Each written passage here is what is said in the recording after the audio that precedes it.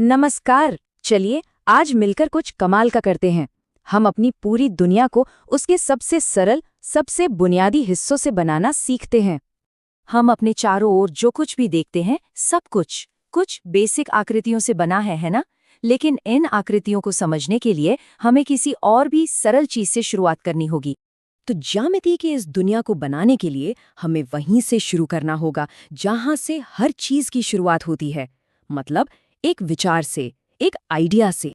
जरा सोचिए, एक बिल्कुल खाली जगह है, एक ऐसा कैनवस जिसका न कोई आकार है, न कोई पदार्थ, कुछ भी नहीं, एकदम खाली। अब उसी खाली जगह में हम एक बिंदु रखते हैं। ये ज्यामिति की सबसे पहली और सबसे छोटी इकाई है। वैसे तो एक असली बिंदु सिर्फ एक विचार है, लेकिन हम इसके उदाहरण हर जगह देख सकते हैं, जैसे कि इस प्रकार की तेज नोक को ही देख लीजिए।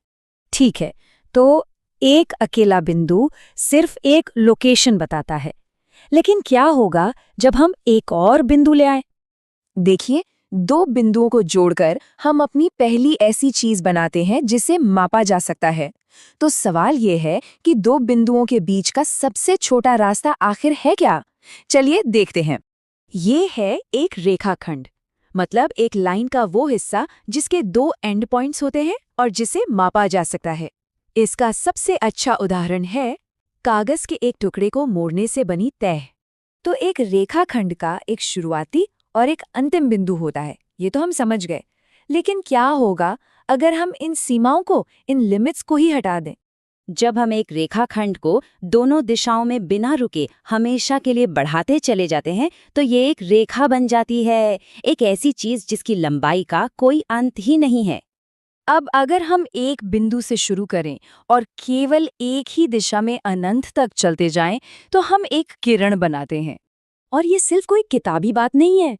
इसका एक बेहतरीन उदाहरण है लाइट हाउस से निकलने वाली रोशनी की किरण, जो एक जगह से शुरू होकर दूर, बहुत दूर तक जाती है। चलिए आगे बढ़ते हैं। अब तक हमने बिंदु, रेखाखंड, रेखाएं और किरणें देखी, लेकिन ये सभी अलग-अलग हैं। अब इन्हें मिलाते हैं। जरा सोचिए, क्या होता है जब इनमें से दो चीजें, मान लीजिए दो किरणें, एक ही शुरुआती बिंदु से निकलती हैं? वे मिलकर क्या बनाती हैं? वे एक कोण बनाती हैं।